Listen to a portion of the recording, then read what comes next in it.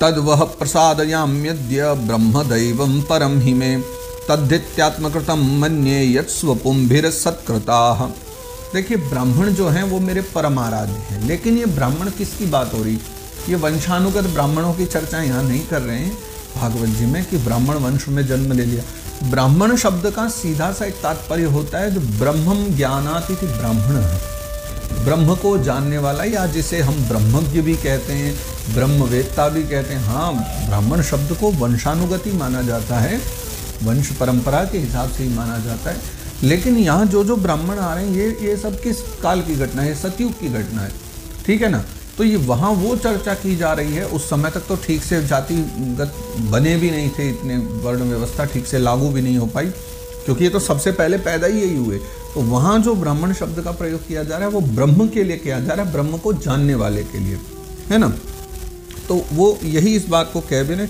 आप देख लीजिए श्लोक में भी उन्होंने वही बात आगे की हुई है कि तद्वह प्रसादयाम्यद्य ब्रह्मदैवम परम हि मे।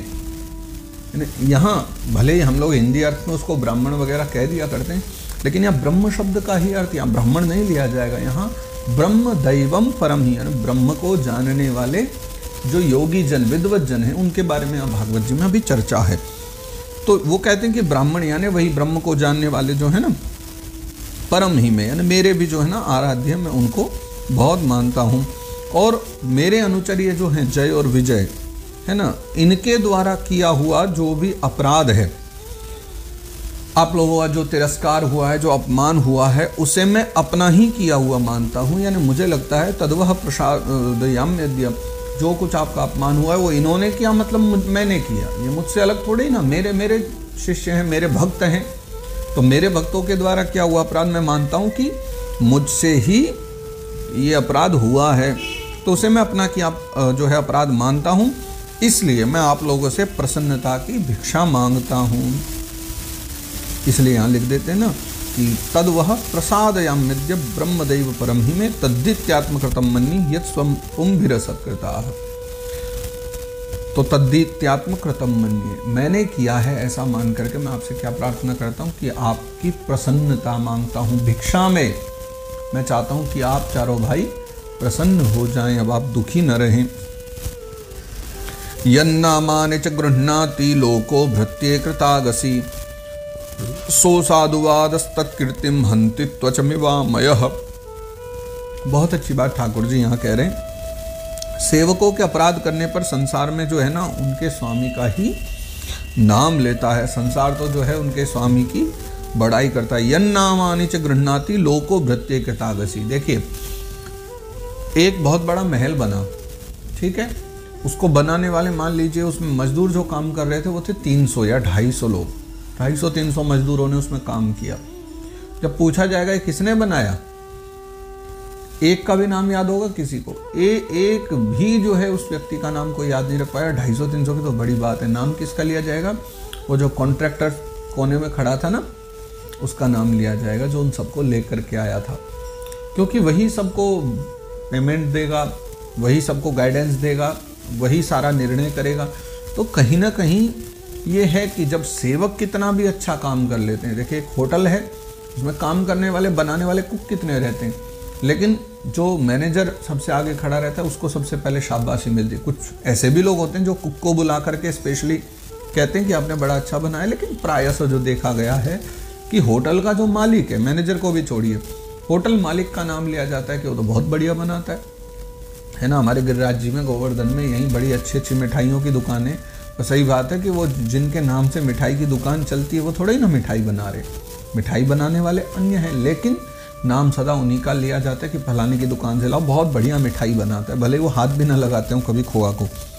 तो ऐसे ही भगवान भी यहाँ कह रहे हैं यन्नामानि च गृह्णाति लोको भृत्ये कृतागसी, कि देखिए जब सेवकों के अपराध करने पर जो है ना संसार उनके स्वामी का ही नाम लेता है, चाहे वो अपराध कर दें तो स्वामी गाली खाते हैं, अच्छा कर दें तो उनकी कीर्ति होती है। तो वह जो अपयश है ना, सो साधुवादस्तत्कीर्तिम हन्ति त्वचमिवामयः, वह अपयश जो होता है ना उस स्वामी का, उनकी कीर्ति को ऐसे दूषित कर देता है जैसे त्वचा को चर्म रोग, हन्ति त्वचम इवामयः। मान लो किसी की त्वचा में चर्म रोग हो जाए, है ना, चमड़ी का कोई रोग हो जाए तो त्वचा को नष्ट कर देता है चर्म रोग, ठीक वैसे ही ये जो कीर्ति जो है ना, अपराध सेवक भी करें तो मालिक की जो कीर्ति है वो नष्ट हो जाया करती है। इसलिए वो फिर और आगे कहते हैं, यस्यामृतामल यशः श्रवणावगाः सद्यः पुनाति जगदाश्वपचाद् विकुण्ठः सोहम भवद्भ्य उपलब्ध सुतीर्थ कीर्ति छिन्द्याम स्वबाहुमपि वह प्रतिकूल वृत्तिम। जो है मेरी निर्मल श्रेयस सुधा में गोता लगाने से जो है चांडाल पर्यंत सारा जगत तुरंत पवित्र हो जाता है। ये बात भगवान कह रहे हैं कि मेरी तो कीर्ति ही ऐसी है कि मेरा सुयश इतना है कि उस सुयश सुधा में कोई गोता लगा ले, मेरा नाम चरित्र मेरे कथाओं को कोई गा ले, तो जो है वो चांडाल पर्यंत सारा जगत, यानी सबसे निकृष्ट तो चांडाल का कर्म माना गया, लेकिन ऐसा चांडाल से लेकर ऊपर तक कोई भी और ऊपर से लेकर चांडाल तक कोई भी अगर मेरे निर्मल यश के गोते में स्नान कर ले, गोता लगा ले मेरे सुयश में, तो जो है वो तुरंत पवित्र हो जाता है। और इसलिए पचाद विकुंठ, इसलिए मेरा नाम विकुंठ है ना, भगवान का एक नाम है और भगवान के कारण ही विकुंठ के वहाँ रहने के कारण उस जगह का नाम वैकुंठ पड़ा है। तो भगवान कहते हैं इसलिए जो है मेरा नाम विकुंठ है, किंतु यह पवित्र कीर्ति मुझे जो है आप लोगों से ही प्राप्त हुई है और भला मुझे कहाँ से मिलेगी। सो अहम भवद्भ्य उपलब्ध सुतीर्थ कीर्ति, आप लोग जो है ना, आप ही के द्वारा मुझे ये कीर्ति प्राप्त हुई है। इसलिए जो कोई आपके विरुद्ध आचरण करेगा वह मेरी भुजा ही क्यों ना हो, यानी मेरी भुजा भी अगर आपके विरुद्ध चले जाएगी ना महात्माओं, तो मैं तुरंत ही उसको जो है काट दूंगा। छिन्द्याम स्वबाहुम अपि वह प्रतिकूल वृत्ति, मेरी भुजा भी अगर आपके प्रतिकूल विरुद्ध जाएगी तो मैं इसे भी काट दूंगा। यानी समझिए भगवान भी उन चारों मुनि कुमारों का कितना सम्मान कर रहे हैं और कितनी अद्भुत बात कह रहे हैं। यत् सेवया चरण पद्म पवित्र रेणुम सद्य क्षताखिल मलम प्रतिलब्धशीलम न श्रीर्विरक्तमपि मां विजहाति यस्याः प्रेक्षालवार्थ इतरे नियमान वहन्ति।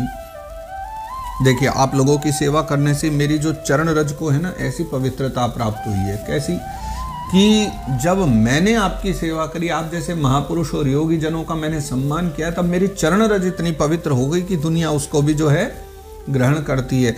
तब वो यत् सेवया चरण पद्म पवित्र रेणु, यानी आपकी जिनकी सेवा से, भगवान कहना चाहते हैं आपकी सेवा से, चरण पद्म यानी मेरे चरण कमल जो हैं पवित्र रेणु, उसके चरण कमल की जो रेणु भी है वो इतनी पवित्र हो गई है कि सद्य क्षताखिल मलम प्रतिलब्धशीलम, अखिल मलम, जितने भी हमारे द्वारा किए हुए जो पाप हैं, कोई व्यक्ति पाप करे तो वह सारे पापों को तत्काल भस्म कर सकती है। इतनी चरण रेणु में मेरी जो है सामर्थ्य बन गई है। और मुझे ऐसा सुंदर स्वभाव भी मिला है उससे कि मेरे उदासीन रहने पर भी लक्ष्मी जो मुझे एक क्षण के लिए भी नहीं छोड़ती है। देखो वैसे तो मैं उदासीन हूँ, लक्ष्मी ठहरी चंचला, लेकिन ये महात्मा आप लोगों की कृपा है कि न शरीर विरक्तम अपि मां विजहाति, इससे जो श्री हैं यानी लक्ष्मी, न शरीर विरक्तम अपि मां, मुझे तब भी लक्ष्मी कभी छोड़ती नहीं जबकि मैं तो उदासीन रहता हूँ।